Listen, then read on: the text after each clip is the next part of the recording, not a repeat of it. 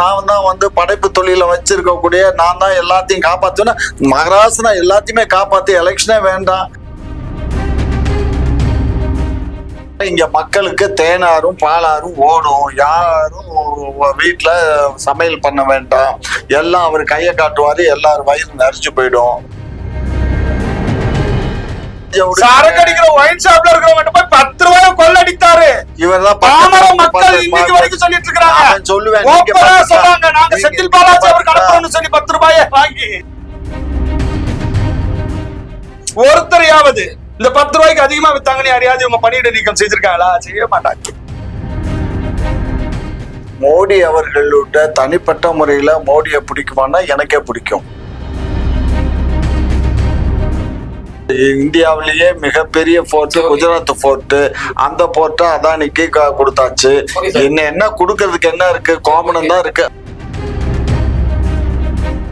திமுக நிலைப்பாடு தமிழகத்தை ஆள வேண்டியது அல்லது தமிழகத்தினுடைய ஆட்சி அதிகாரத்தில் இருக்கக்கூடியவர்கள் அல்லது அதிகாரிகளாக இருக்கக்கூடியவர்கள் தமிழர்களாக இருக்க வேண்டுமா அல்லது மற்ற மாநிலத்தவர்கள் இருக்க வேண்டுமா என்பது திமுக நிலைப்பாடு என்ன? மலையாளி எம்ஜிஆர் என்று சொல்லி பேசிய வரலாறு உண்டு கருணாநிதி அவர்கள்.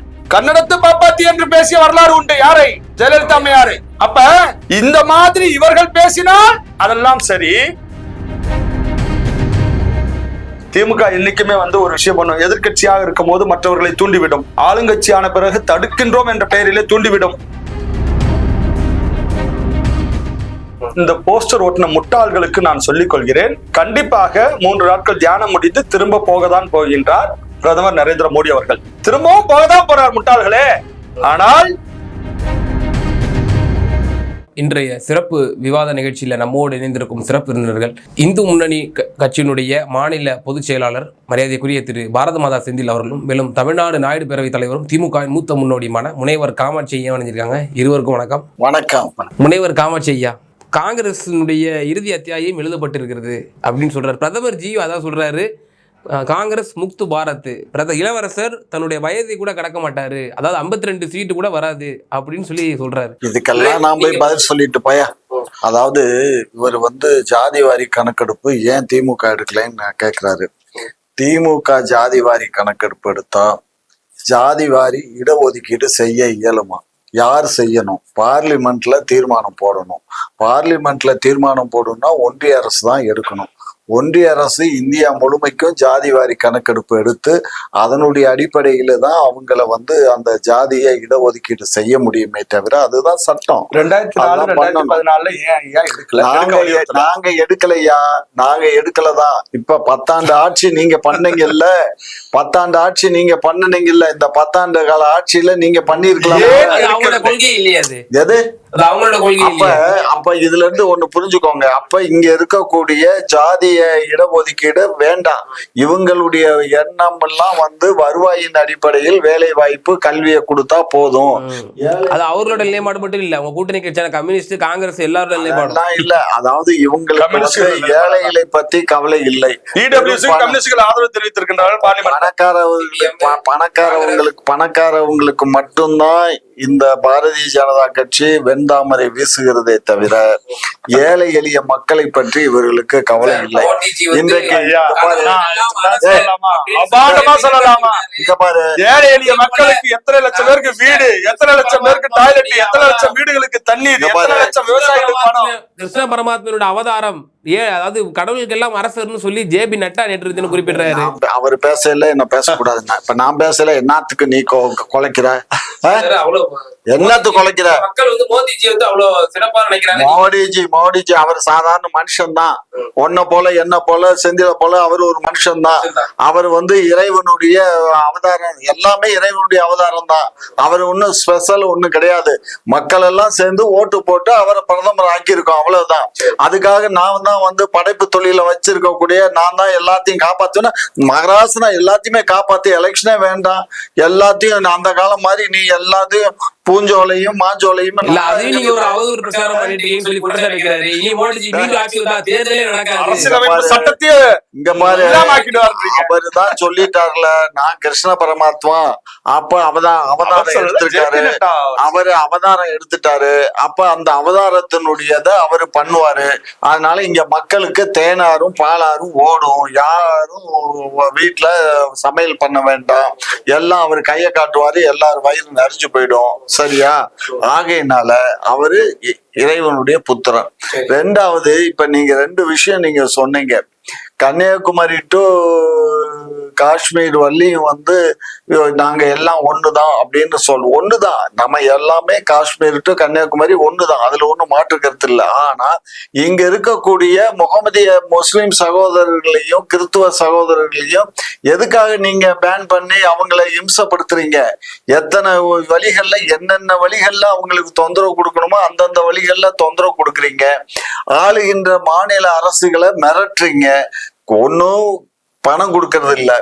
இன்னொரு விஷயம் என்ன பண்றீங்க, அவங்க ஏதாவது தவறு பண்ணியிருந்தாங்கன்னா அந்த தவறு வந்து விசாரிக்கிறதுக்கு பல வகையான சட்டங்கள் இருக்கு. எந்த விதமான விசாரணை இல்லாம அவங்கள கைது பண்ணி வருஷ கணக்கா கொண்டு போய் ஜெயில அடைக்கிறீங்க. குற்றப்பத்திரிகையை தாக்கல் பண்றது இல்ல. பொதுவா இங்க இருக்க சட்டத்துல வந்து குற்றப்பத்திரிகையை தாக்கல் பண்ணலைன்னா 90 நாளையில விடுதலை பண்ணிடலாம், பெயில்ல விட்டுறலாம். ஆனா இப்ப அவங்க போடுற அந்த இதுல வந்து அந்த மாதிரி பண்ண முடியாது. சோ அந்த மாதிரி ஒரு சட்டத்தை போட்டு எல்லாத்தையும் இம்சப்படுத்துறீங்க. செந்தில் பாலாஜி இல்லங்க. ஏன் நம்ம இப்ப விவரம் எல்லாம் சொல்றீங்களா? பாருங்க, இப்ப நம்ம ஒரு சிசோடியா இருக்காரு, 2 சீஃப் மினிஸ்டர் கொண்டு போய் போட்டீங்க. இதெல்லாம் எந்த வழியில நியாயம்? 10 பைசா கையில வாங்காத மனுஷன். இப்ப நீங்க ஊழலே யாருதான் 10 ரூபாய் வாங்குற மனுஷன் செந்தில் பாலாஜி. செந்தில் பாலாஜி சரக்கு அடிக்கிற ஒயின் ஷாப்ல இருக்கிறவங்க போய் 10 ரூபாய் கொள்ளடித்தாரு. இவர்தான் பாமர மக்கள் இன்னைக்கு வரைக்கும் சொல்லிட்டு இருக்காங்க. சொல்லுவேன், சொல்றாங்க நாங்க செந்தில் பாலாஜி அவருக்கு அனுப்பணும்னு சொல்லி 10 ரூபாயை வாங்கி. நீங்க பாத்தீங்களா? நாங்க எவ்வளவு வீடியோக்களும் எவ்வளவு தெரிந்தவர்கள் சொல்லுகின்ற சாட்சி. கடையில நீங்க சரக்கு வாங்கி நீங்க பாக்கல இல்ல? அதாவது ஒரு ஒரு ஒரு இப்ப மிக சமீபமா கூட திருப்பூர்ல நான் அந்த சென்ற முறை நான் அந்த பேர் குறிப்பிட்டு அந்த கடையினோட நம்பரு என்ன தெரு எல்லாம் குறிப்பிட்டு கூட கேட்டிருந்தேன். பாட்டில் ரகத்துக்கு ஏத்தவாறு 10, 20, 30, 40 கூடுதலா விற்பனை செய்யப்படுதா இல்லையா? இங்க பாரு, யாருக்கு அரசாங்கம் விக்கல, அங்க வேலை பார்க்கக்கூடிய திருடங்க அவன் விக்கிறான். அவனை நீங்க சுட்டி காட்டினா அவனை வேலையை விட்டு நீக்கலாம். புரிஞ்சுக்கோங்க. ரெண்டாவது, தேர்தலுடைய இப்ப இருக்கிற காலத்தினால நாங்க எதுவும் நடவடிக்கை எடுக்க முடியாத இயலாத சூழ்நிலையில இருக்கோம். தேர்தல் இல்லைன்னா கூட இவங்க நடவடிக்கை எடுக்க மாட்டாங்க. சரியா? எப்ப எடுத்துருக்காங்க? ஒருத்தரையாவது இந்த 10 ரூபாய்க்கு அதிகமா வித்தாங்கன்னு யாரையாவது இவங்க பணியிட நீக்கம் செய்திருக்காங்களா? செய்ய மாட்டாங்க. மோடி அவர்களோட தனிப்பட்ட முறையில மோடியை பிடிக்குமானா எனக்கே பிடிக்கும், அது வேற விஷயம். அவரை ஒரு இந்து அப்படிங்கிற முறையில எனக்கு ரொம்ப பிடிக்கும் அவரை.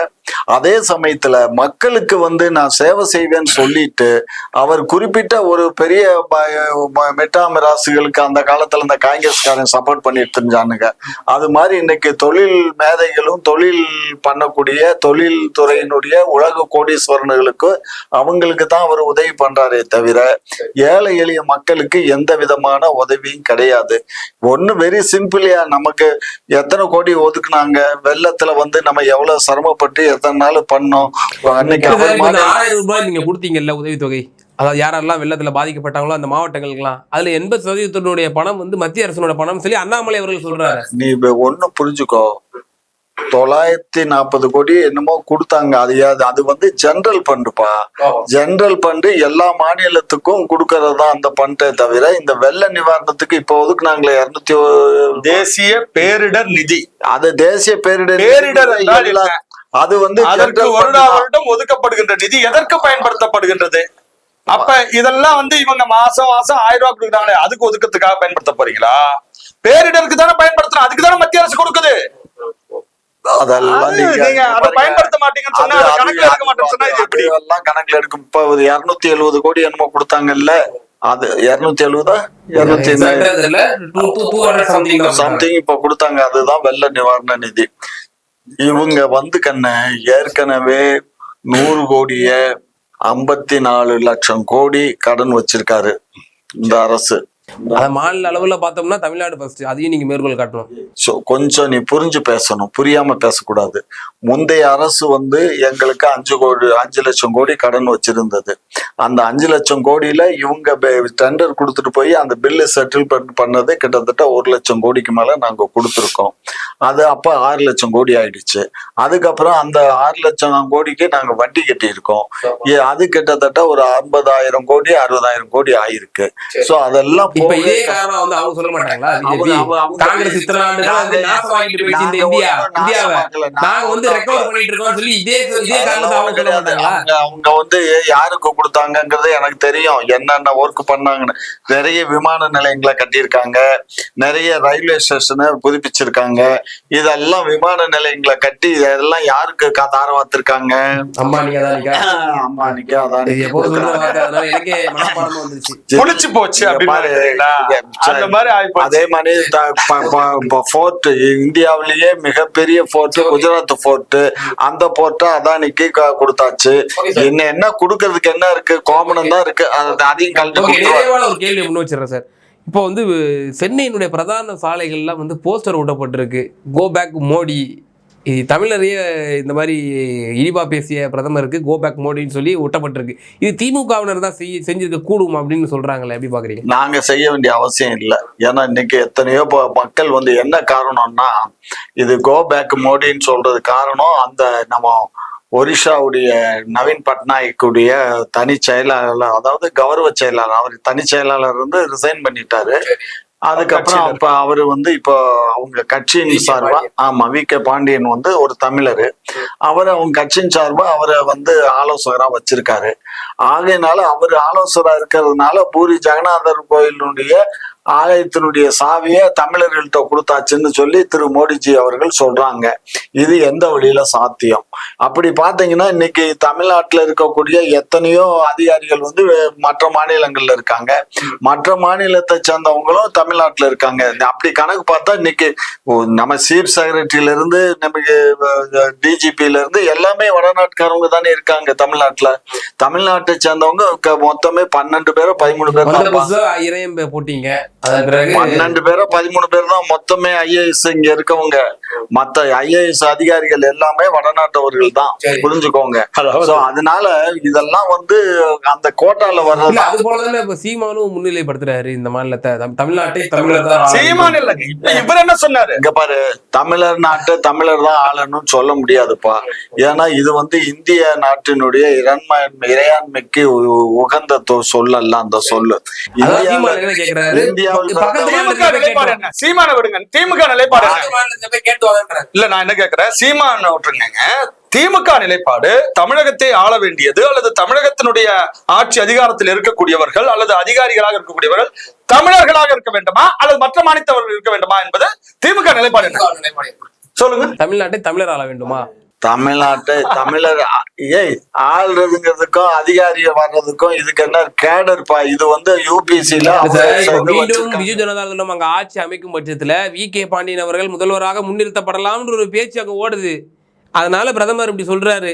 அந்த மாநிலத்தினுடைய பூர்வ குடியுரிமை ஆளாம பீகார்கார் ஒருத்தர் இங்க வந்து முதலமைச்சர் ஆவரும்னு சொன்னா திமுக ஆதரிக்குமா? திமுக ஆதரிக்குமா சார்? பீகார் கேடர் ஒருத்தர் இங்க தமிழகத்துக்கு வந்துட்டு அவர் முதலமைச்சர் ஆகணும்னு சொன்னா திமுக ஆதரிக்குமா? இங்க பாரு, அப்ப அவர் ஆட்சிக்கு வந்து அவர் சட்டமன்றத்துக்கு தேர்தல்ல நின்று ஆட்சிக்கு வர்ற காலத்துல பேசணும். கிட்டத்தட்ட 30 ஆண்டு காலம் அங்க சர்வீஸ் பண்ணிருக்காரு, அங்க வேலை பார்த்திருக்காரு. அவருடைய துணைவியாரும் அதே மாநிலத்தை சேர்ந்தவங்க, அவங்களும் அங்க சர்வீஸ்ல இருக்காங்க. அவங்க அங்கேயே செட்டில் ஆயிட்டாங்க. 30 ஆண்டு காலமா ஒரு மாநிலத்துல இருக்காரு, தமிழ்நாட்டை சேர்ந்தவர் அங்க போய் செட்டில் ஆயிட்டாரு. ஏன் இவங்களுக்கு எதுக்கு இடிக்குது? இப்ப ஒரு குஜராத்தை சேர்ந்தவர் ஒரு பிரதமரா வரலையா? செந்தில் சார், நீங்க நிறைவான கருத்தை பதிவு செய்யுங்க. எங்க பிரதான அண்ணா சாலைகள் இது போன்ற பிரதான சாலைகள்ல கோ பேக் மோடி, தமிழர்களை வந்து இழிவுபடுத்திய பிரதமர் தமிழகத்துக்குள் வர வேண்டாம் அப்படின்னு சொல்லி சில போஸ்டர்கள்லாம் ஊட்டப்பட்டு நீங்க பாத்தீங்களா? எப்படி பாக்குறீங்க? நிறைவான கருத்தை பதிவு செய்யுங்க. அதாவது கோ பேக் மோடி, திரும்ப போ மோடி அப்படின்ற மாதிரியான போஸ்டர் ஒட்டப்பட்டிருக்கு. இந்த போஸ்டர் ஒட்டின முட்டாள்களுக்கு நான் சொல்லிக் கொள்கிறேன், கண்டிப்பாக 3 நாட்கள் தியானம் முடிந்து திரும்ப போகத்தான் போகின்றார் பிரதமர் நரேந்திர மோடி அவர்கள். சோ அவர்கள் ரொம்ப அழகா சொன்னார், அதுதான் நானும் சொல்ல விரும்புறேன். திரும்பவும் போகதான் போறார் முட்டாள்களே.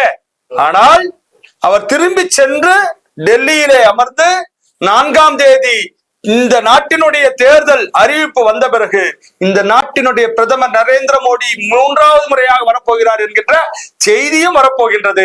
அந்த போஸ்டர்கள் இந்த தமிழ்நாடு முழுக்க ஒட்டப்பட போகின்றது. அதை பார்த்து கொண்டு இந்த போஸ்டர் ஒட்டியவர்கள் அல்லது இந்த போஸ்டர் ஒட்டதை தூண்டியவர்கள் அல்லது இந்த போஸ்டர் ஒட்டுவதை தடுக்காத இந்த தமிழகத்திலே ஆளுகின்ற ஆட்சி அதிகாரத்தில் இருக்கக்கூடியவர்கள் எல்லாம் பிரதமர் நரேந்திர மோடி அவர்களுடைய வாழ்த்துக்களை சொல்லக்கூடிய நாள் மிக விரைவில் வந்துடுச்சு. எங்க சார் கோ பேக் போடின்னு சொல்லி கருப்பு பலூன் விட்ட கம்யூனிஸ்ட் காங்கிரஸ் காரியகர்த்தாக்கெல்லாம் அரெஸ்ட் பண்ண அரசு தானே சார் திமுக. அதாவது நல்லா தெரிஞ்சுக்கணும், RN ரவி போறாரு, எங்க மயிலாடுதுறை போறாரு, அங்க வந்து பேரிகார்டை போட்டு அவர் வாகனங்களில் அவர் பின்னாடி வந்த வாகனங்களிலே கட்டையை தூக்கி அடிப்பதற்கு வரைக்கும் அவர்கள் என்ன பண்ணாங்க, தடுக்கிறன்ற பேர்ல நீ அடின்ற மாதிரி அடிக்க விட்டவர்கள் தான் திமுக என்னைக்குமே வந்து ஒரு விஷயம் பண்ணும், எதிர்கட்சியாக இருக்கும் போது மற்றவர்களை தூண்டிவிடும், ஆளுங்கட்சியான பிறகு தடுக்கின்றோம் என்ற பெயரிலே தூண்டிவிடும். இப்படி திமுகவுக்கு இதெல்லாம் கைவந்த கலை. அரசியலிலே இவர்கள் எப்படி எல்லாம் மற்றவர்களை தூண்டுவார்கள் என்பது மக்களுக்கும் தெரியும், அரசியல்வாதிகளுக்கும் தெரியும், ஊடகவியலாளர்களுக்கும் தெரியும். மோடி அவர்கள் மீண்டும் பிரதமர் ஆவது உறுதி, அதை யாரும் தடுக்க முடியாது. அண்ணன் வந்து நிறைய விஷயங்கள் சொல்றாங்க. தமிழகத்தை சார்ந்தவர்கள் வந்து VK பாண்டியன் நாங்க போய் ஒரு அந்த மாநிலத்துக்கு ஆளக்கூடாதா அல்லது வரக்கூடாதா என்று சொல்லி, தமிழகத்தை தமிழர்கள் ஆள வேண்டும் என்பது திமுகவினுடைய நிலைப்பாடும். இன்னைக்கு வரைக்கும் திமுக அந்த கோட்பாடுக்கு எதிராக பேசட்டுமே. தமிழ்நாட்டை சார்ந்த அல்லாதவர்கள், வேறு மாநிலத்தை சார்ந்தவர்கள் தமிழகத்திலே முதலமைச்சராக வரக்கூடியதை ஏன் இதே என்ன பேசுறாரு மலையாளி சார், நீங்க வரலாறு அண்ணனுக்கு தெரியும், ஐயாவுக்கு தெரியும், மலையாளி MGR என்று சொல்லி பேசிய வரலாறு உண்டு கருணாநிதி அவர்கள். கன்னடத்து பாப்பாத்தி என்று பேசிய வரலாறு உண்டு யாரை, ஜெயலலிதா அம்மையாரை. அப்ப இந்த மாதிரி இவர்கள் பேசினால் அதெல்லாம் சரி, அங்கு அவர்கள் ஒருமையில் பேசவில்லை. VK பாண்டியன் அவர்களை, VK பாண்டியன் அவர்கள் தமிழகத்திற்கு சென்று விட்டதோ சாவி, அங்க பூரி ஜெகநாதர் ஆலயத்தினுடைய ஒரு பெட்டகத்தினுடைய ஒரு அறையினுடைய சாவி தமிழகத்திற்கு சென்று விட்டதோ என்று ஒரு சாதாரண வார்த்தைகளால் சொன்னார், யாரையும் புண்படுத்தவில்லை. இதே மாற்று மாநிலத்தவரான ரஜினியை வந்து தமிழகத்துல இறக்குமதி செய்ததும் பிஜேபி தான் அப்படின்னு சொல்லி உங்க மேல குற்றச்சாட்டு வைக்கப்படுது. ஒரே விஷயம் தான். சரி, ரஜினி முதல்வரானா நீங்க ஏத்துப்பீங்களா? அதாவது நல்ல தெரிந்து மக்கள் முடிவெடுப்பார்கள், நல்ல தெரிந்து மக்கள்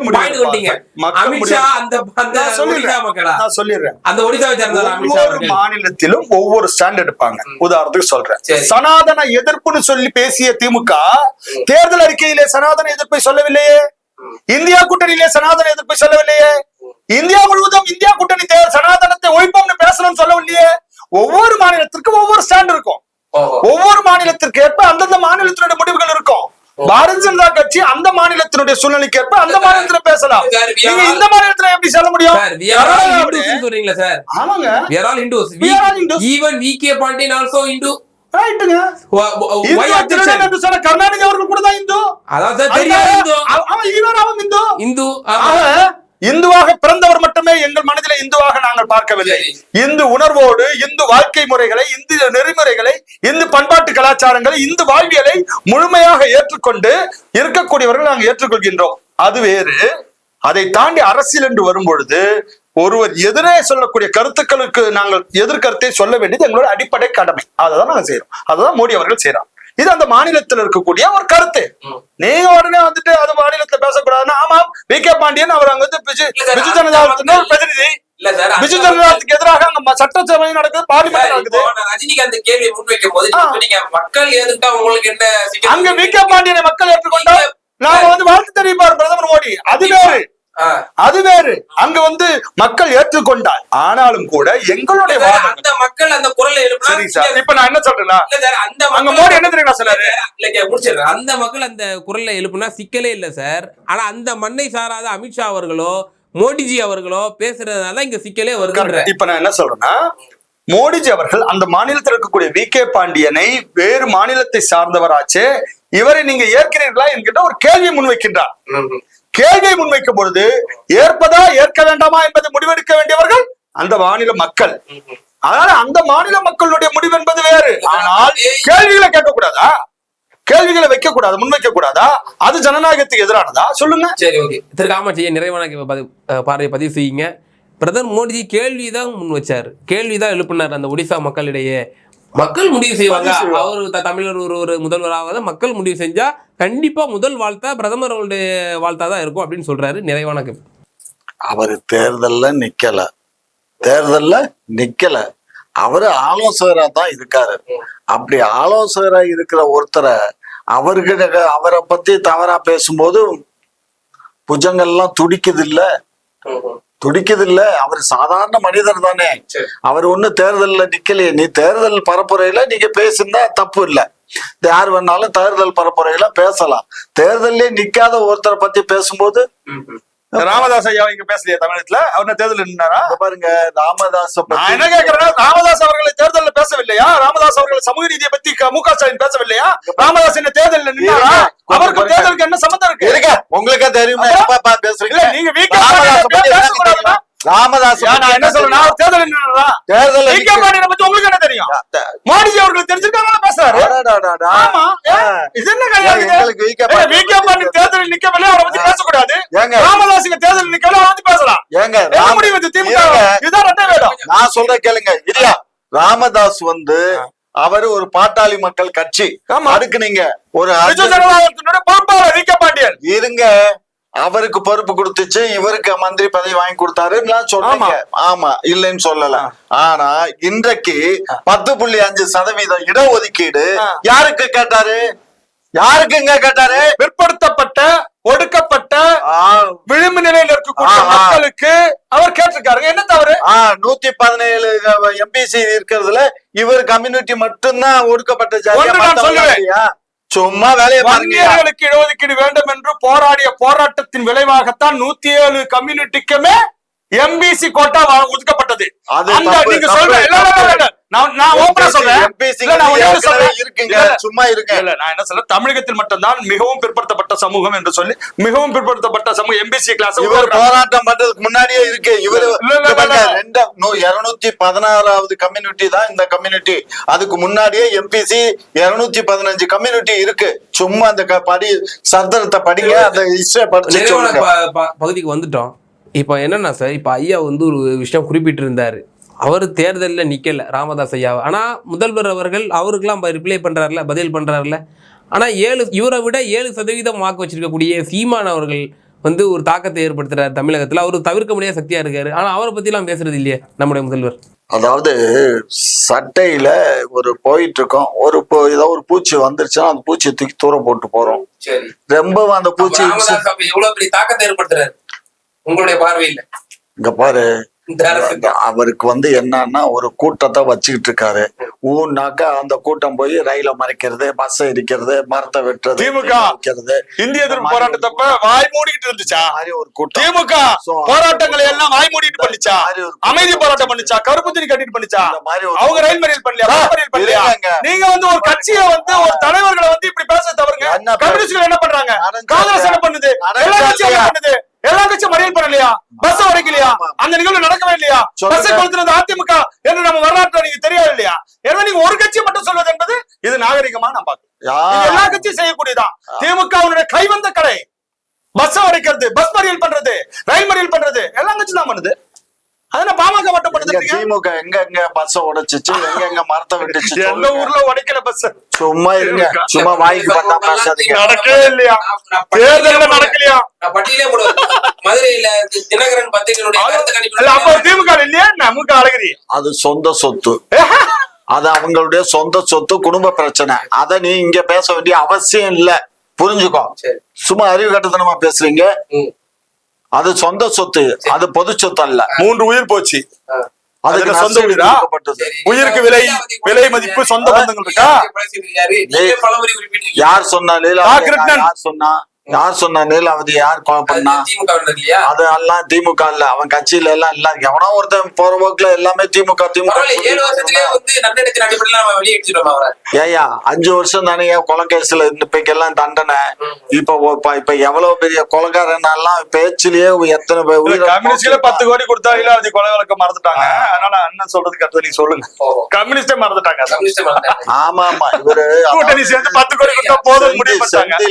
இப்ப ரொம்ப அதாவது என்னன்னு கேட்டீங்கன்னா, அந்த பொங்கல் நேரத்துல அந்த பொங்கல் நேரத்துல சொல்ற கேளுப்பா, இப்படி மிரட்டுறீங்களா? பொங்கல் நேரங்கள்ல அந்த இதுகள்லாம் மாடுகள்லாம் இருக்கு இல்லையா? அந்த பொங்கல் நேரத்துல ஜல்லிக்கட்டு மாடுகள்லாம் ரொம்ப ஒரு இதா இருக்கும்.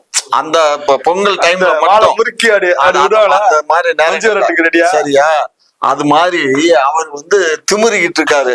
அதை அடக்கிறதுக்கு 4ஆம் தேதி முடிவு வரும். 4ஆம் தேதி முடிவு வரும். சிறப்பான முடிவு. மீண்டும் பிரதமர் மோடிஜி 300க்கும் மேற்பட்ட சீட்டுகள் வாங்கி ஜெயிப்பன்றாங்க. நரேந்திர மோடி அவர்கள் தயாராகிவிட்டால் அவருடைய அமைதியான தியானம் முடிந்த பிறகு அவருடைய வேகமும் அவருடைய ஓட்டமும் மிகப்பெரிய அளவிலே இந்தியாவை வலிமையாக்குவதற்காக இருக்கும் என்பதுதான் என்னுடைய நினைப்பாடு. இருவருடைய கருத்தை பகிர்ந்தமைக்கு ரொம்ப நன்றி. நன்றி.